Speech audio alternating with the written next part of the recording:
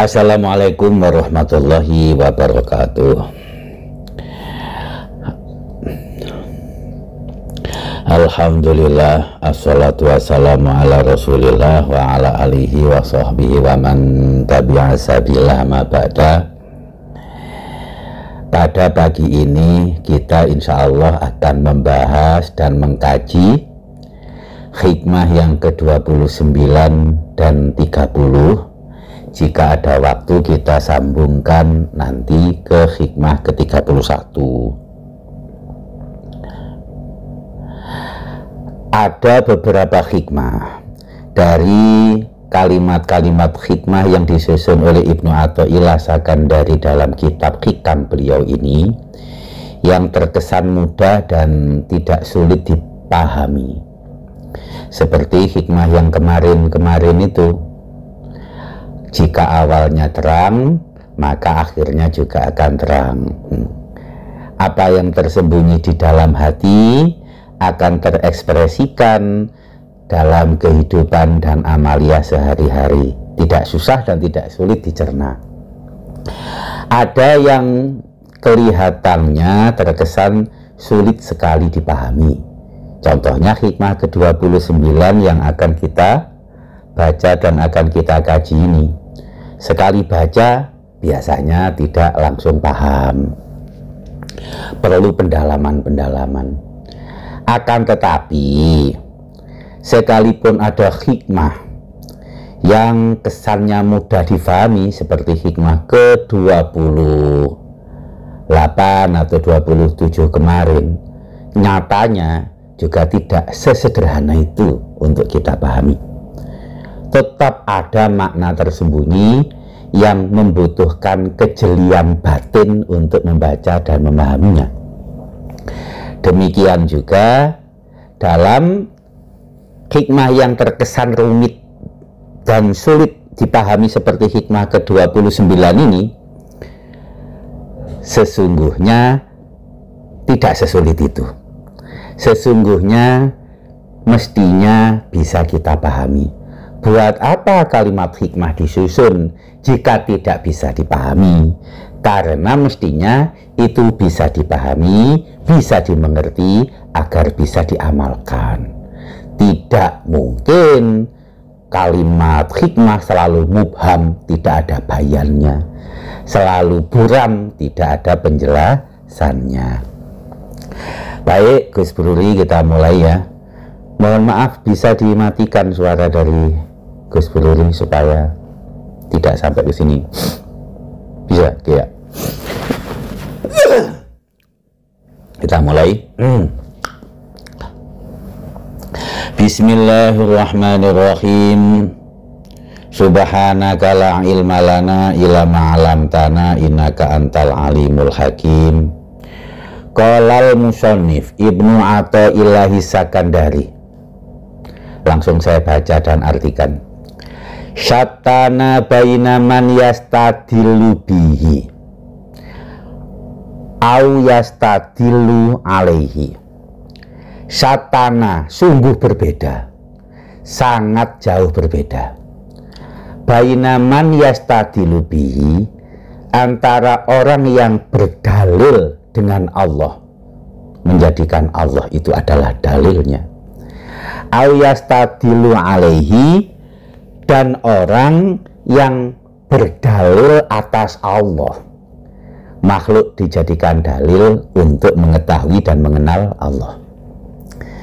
Yang pertama, al-mustadilu bihi adalah arrafal haqqo li ahlihi. Dia mengetahui kebenaran dan yang hak untuk yang ahlihi, bagi seharusnya. Fa'asbatal amro min wujudi aslihi, dan menetapkan hal tersebut sejak awal mula. Sedangkan wal istidlalu alaihi, berdalil kepada dan atas Allah, itu min adamil wusuli ilaihi, karena dia tidak usul, tidak sampai kepada Allah.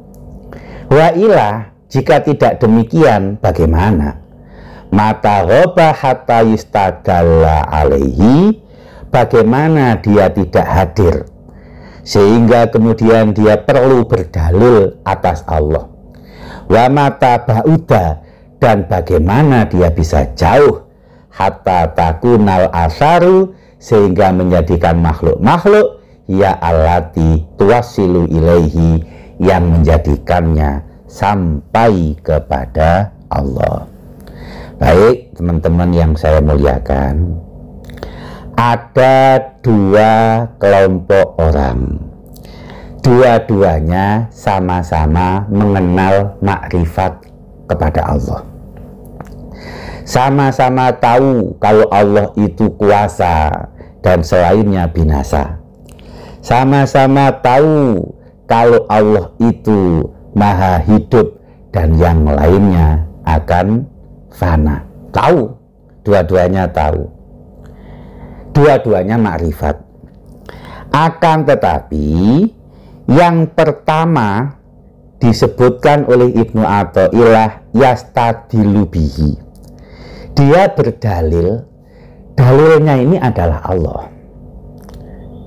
Dia mendapatkan petunjuk, petunjuknya itu langsung dari Allah.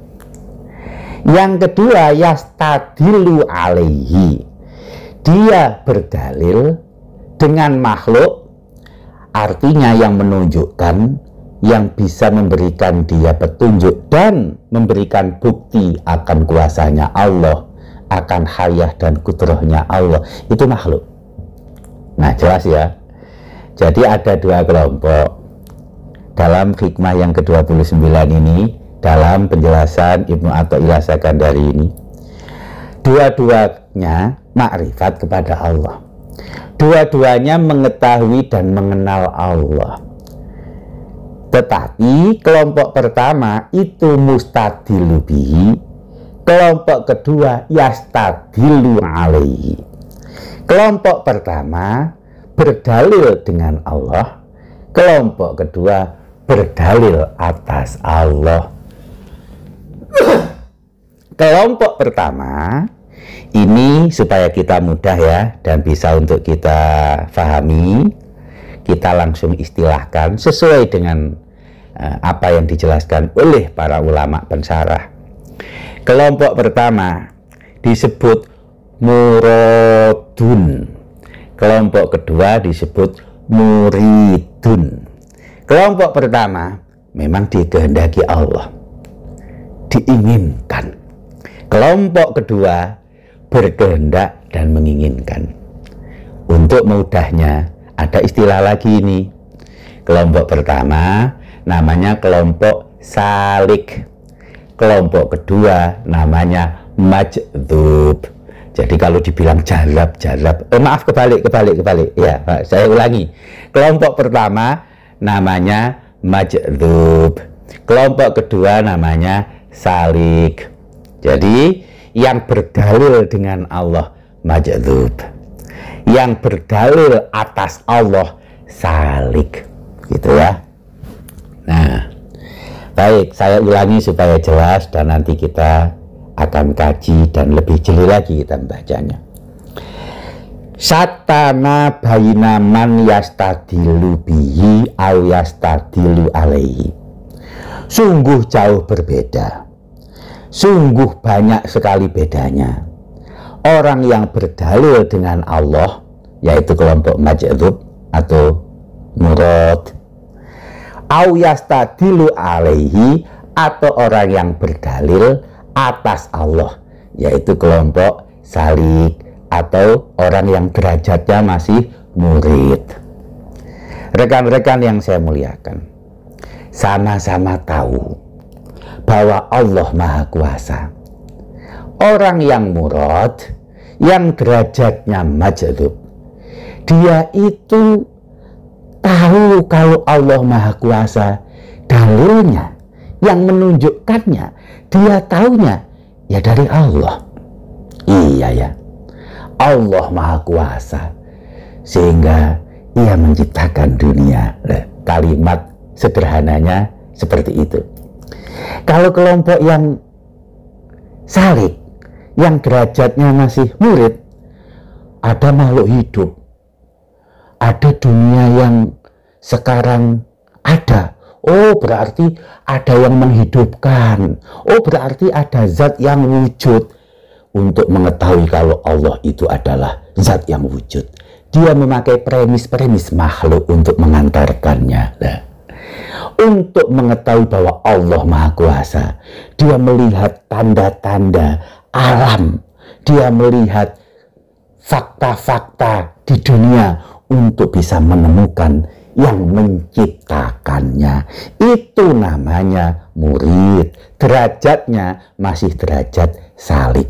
Bisa dipahami enggak ini?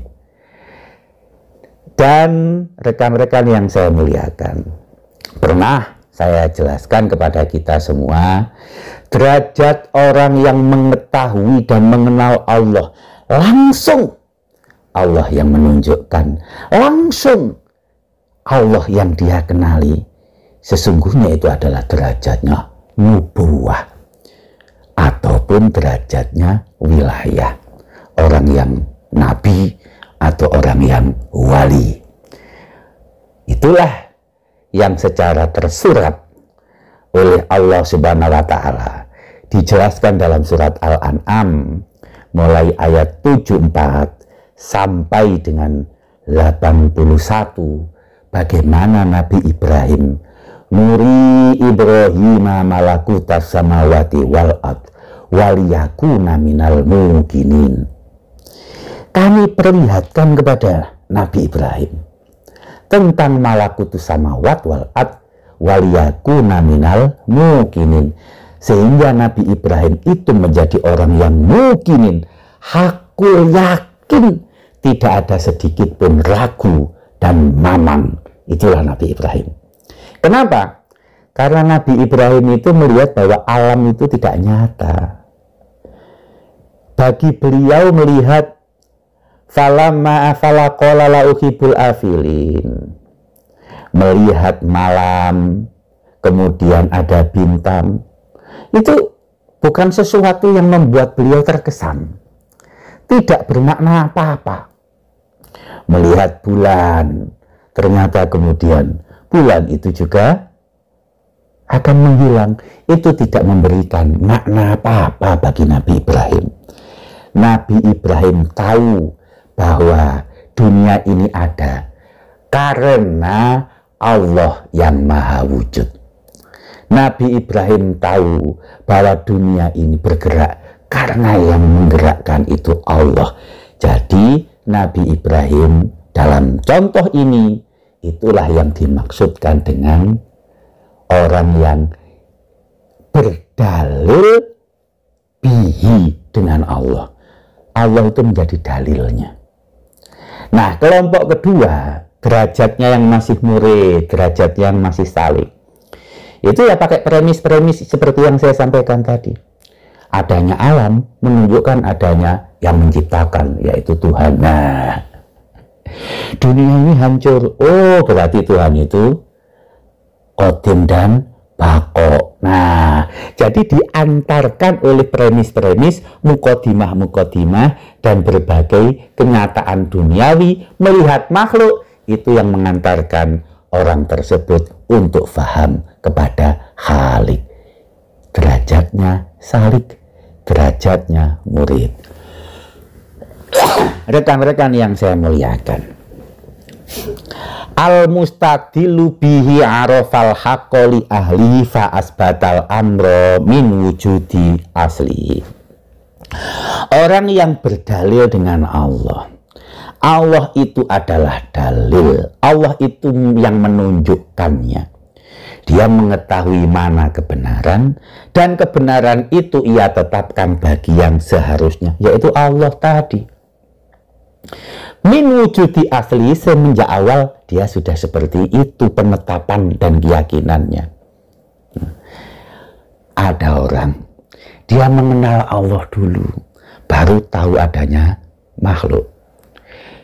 Jadi kadang-kadang kalau dipikir itu Pak Sofi, ini seperti nggak masuk akal. Lah kok ada orang itu sadarnya akan makhluk setelah dia mengetahui Allah. Ini kan nggak masuk akal sebenarnya ya, sulit dicerna. Tapi ada orang seperti ini. Dan derajat majdzub ini ya seperti ini. Derajat murad, derajatnya nubuah dan wilayah, yaitu para rasul, para ambiya, dan para aulia. Nah, semenjak awal, apapun tentang dunia, siapapun selain Allah Subhanahu wa Ta'ala, itu bagi dia nggak dikenali, bagi dia nggak ada, bagi dia, yaitu orang yang majdzub dan orang yang murad ini derajatnya itu tidak nyata. Karena yang nyata, yang sesungguhnya hak hanya Allah, sehingga dari situ min wujudi aslihi. Nah, sementara derajat yang kedua, derajat yang masih salik, derajat yang murid, ya nampaknya kayak kita ini. Wal istidlalu alaihi min adamil wusuli ilaihi, berdalil dengan selain Allah agar bisa mengenal dan mengetahui Allah, berdalil dengan berbagai premis makhluk, dengan mukodimah apa yang ada di dunia, agar bisa mengetahui dan mengenal Allah penciptanya. Itulah yang dinamakan dengan istidlalu alaihi, dan itulah derajat dan kelasnya masih murid, kelasnya masih salik.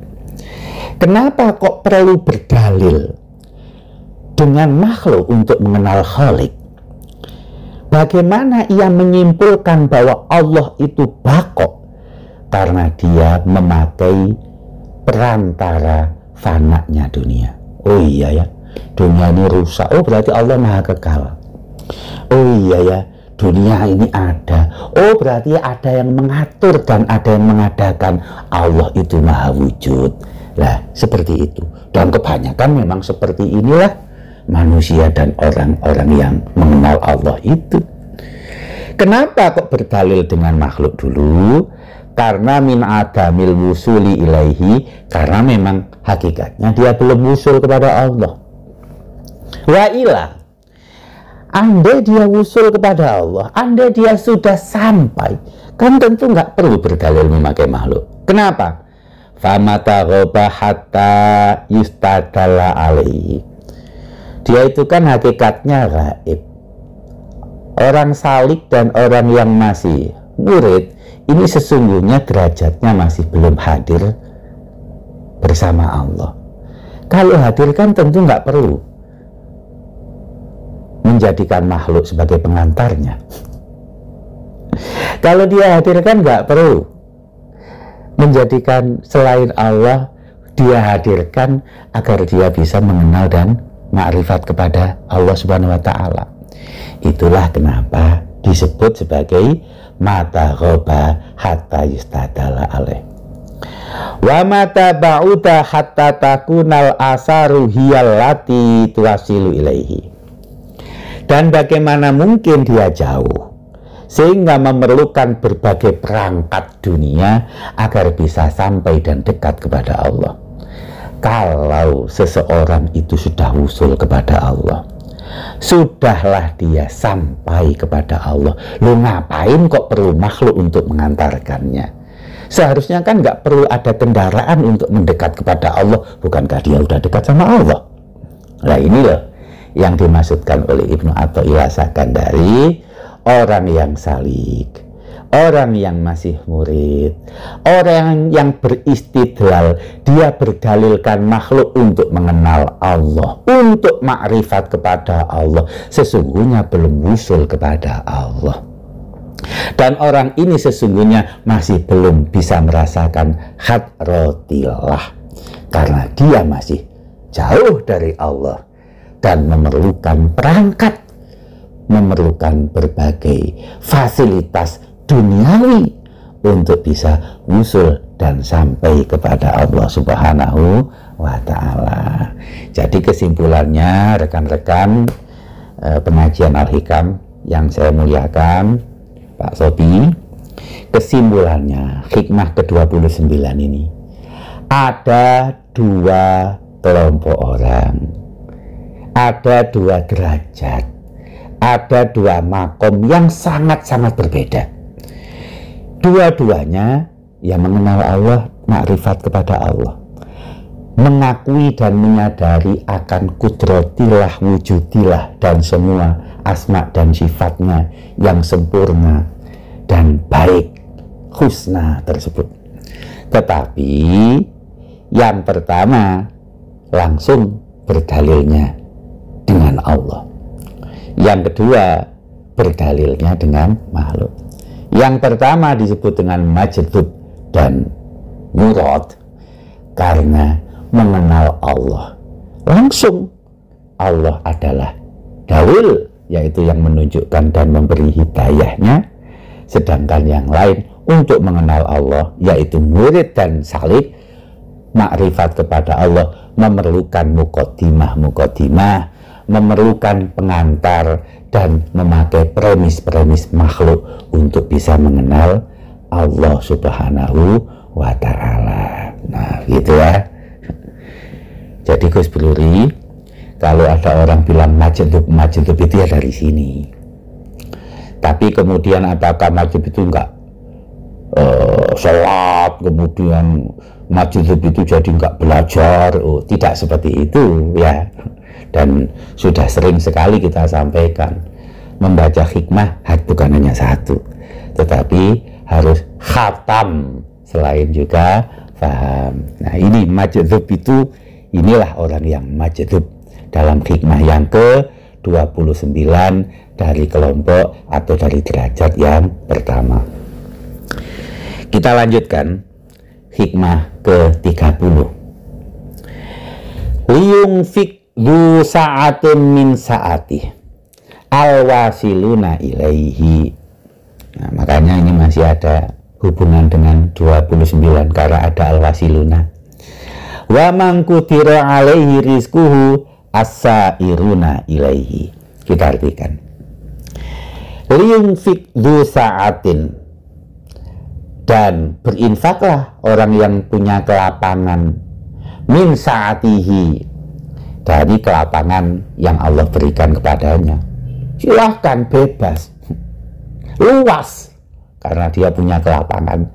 Siapa mereka? Al-wasiluna ilaihi, orang-orang yang telah wusul dan sampai kepada Allah. Wa man qudira alaihi rizquhu, dan barang siapa rizkinya masih terbatas, ya tentu tidak bisa bebas, tidak bisa lapang dan luas, yaitu as-sa'iruna ilaihi, orang-orang yang masih berjalan menuju Allah, belum sampai tapi masih proses berjalan.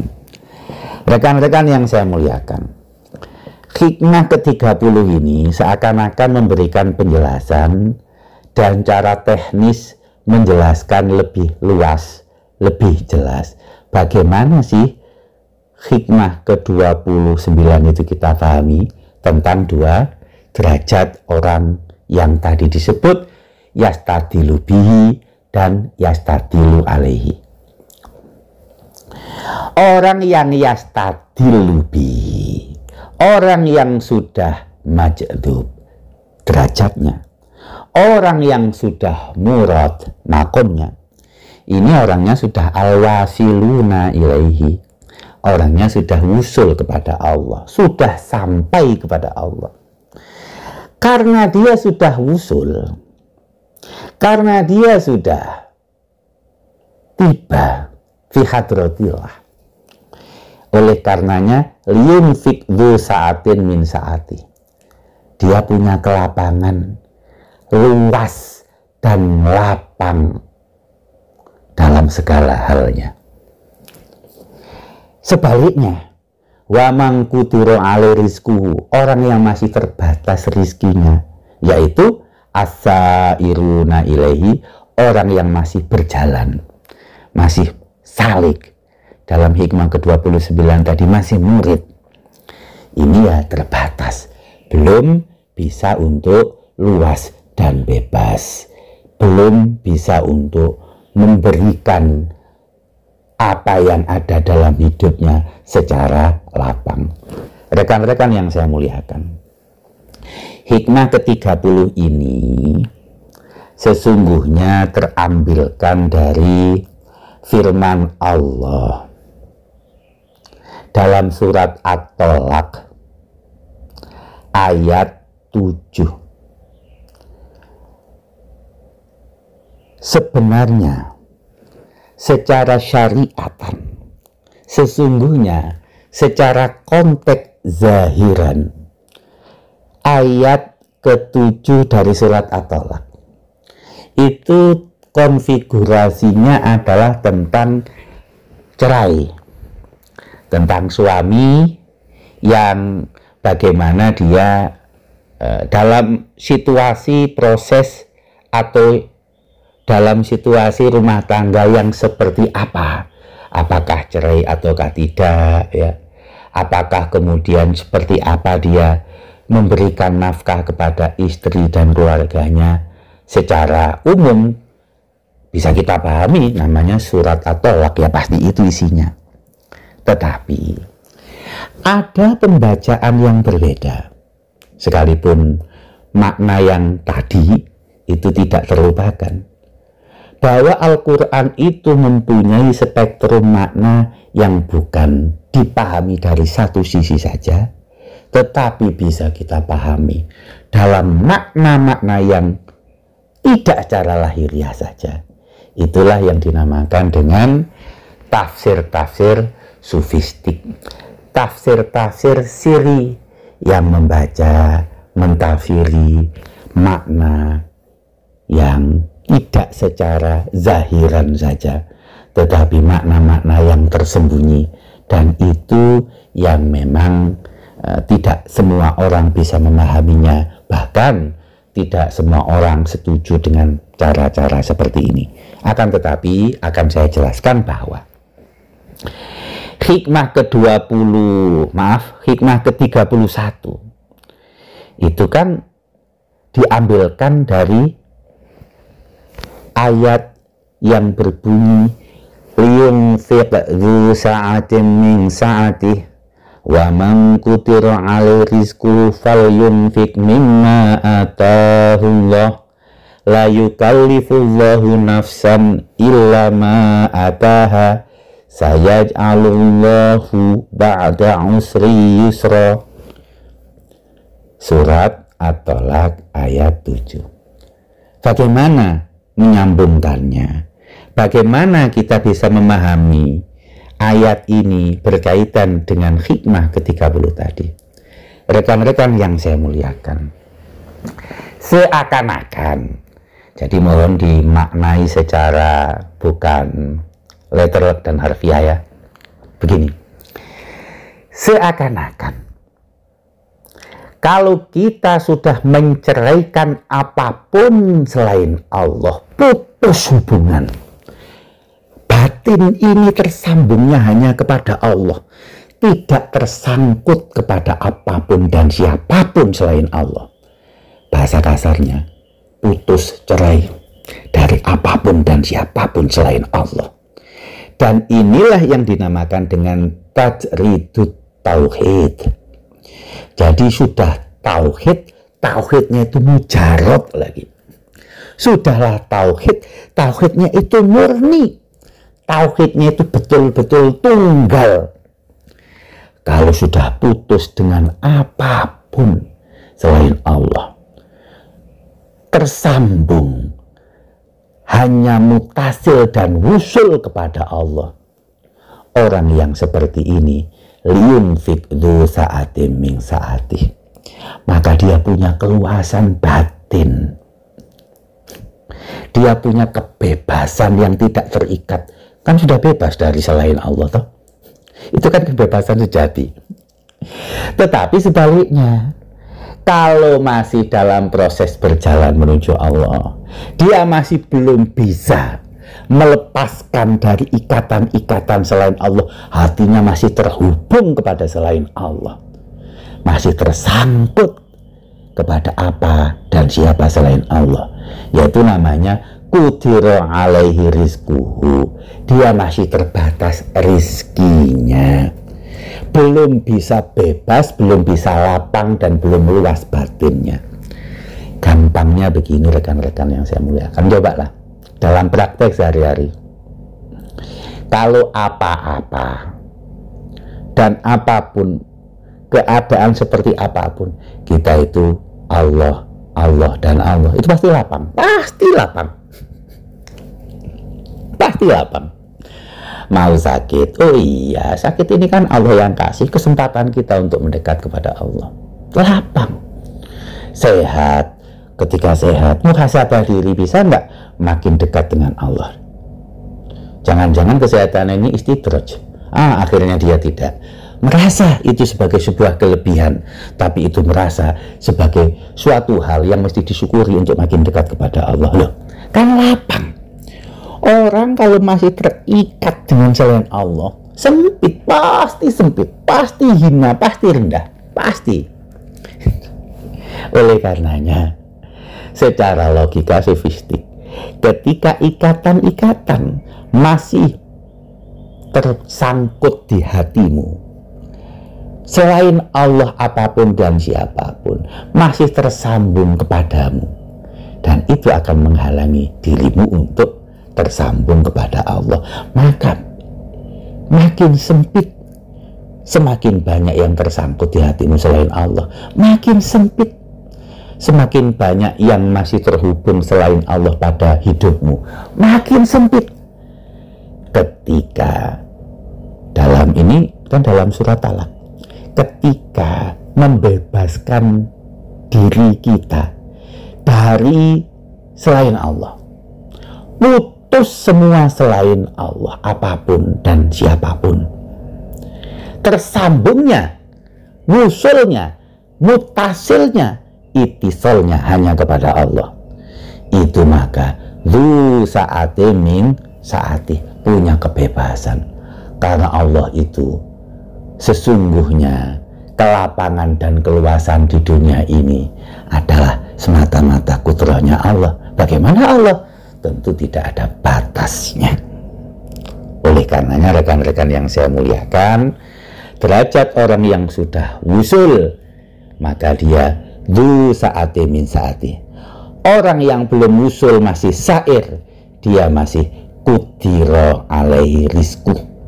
Orang yang sudah majdub, orang yang sudah murad, orang yang yastadilu billah, inilah orang yang du saati min saati, orang yang wasilun. Orang yang yastadilu alaihi, yastadilunya bil asari, itu adalah orang-orang yang masih sairin, masih salikin, derajatnya masih muridin, dan mereka belum wusul, sehingga mereka masih qudira alaihi rizquhu. Nah, ini memang sudah derajat dan kelasnya berbeda, ya. Pembahasan tentang hikmah ke-29 dan 30 ini betul-betul pembahasan batin semata. Oleh karenanya, kalau saya mencontohkan, saya mengilustrasikan, mohon dimaknai dan dibaca dari batin antum semua, jangan dipahami dari lahiriah dan harfiah belaka. Kalau dipahami secara letterlock, itu akan sulit. Kalau dipahami dengan hati, ya insya Allah, dengan hati yang terbuka, insya Allah bisa dipahami. Inilah rekan-rekan kajian hikmah ke-29 dan 30 dari Al-Hikam Al-Atiyah. Jika belum paham, ya diulang-ulang dan tadabbur lagi. Bisa juga kita diskusikan. Jika ini belum bisa dipahami, ya tidak usah dipaksa-paksa, karena memang ini termasuk sulit untuk dipahami, dan tidak semua orang bisa memahami, apalagi mentargetkan diri untuk majdub, mentargetkan diri mencapai derajat yang murad sehingga wasil. Tidak harus demikian, disesuaikan saja dengan kemampuannya. Karena apa? Dalam surat ke surat At-Tolak ayat ke-7, yang dari sini diambilkan hikmah ke-30 tadi, firman Allah selanjutnya, la yukallifullahu nafsan illa ma'ata. Allah itu tidak memaksa seseorang kecuali apa yang sesuai kemampuannya, apa yang Allah berikan kepadanya. Memang saya Allah ba'da usrin yusra, dari apa yang berat nanti akan ada yang ringan, dari apa yang sulit nanti akan ada yang mudah. Ya kalau memang derajat kita masih murid, ya enggak usah dipaksa. Cuma kalau usaha, ya insya Allah bisa jadi murad, begitu loh. Derajatnya masih sairin, masih salikin, apakah tertutup dong kemungkinan untuk wasilin? Ya enggak, bisa untuk majadzubin, bisa untuk wasilin, karena firman Allah ba'da usrin yusra, tetapi la yukallifullahu nafsan illa ma ataha. Nah, inilah yang bisa saya jelaskan. Sekiranya belum terlalu paham ya, mungkin belum derajatnya kita ya, atau sedang dalam proses, tetapi bukan berarti hikmah ini nggak bisa kita pahami. Kalau umpama sulit dipahami, bukan karena hikmahnya terlalu sulit, kita saja, kalau kata Gus Bruri, belum cerdas dalam memahaminya, gitu ya. Jangan salahkan hikmahnya, introspeksi diri kita.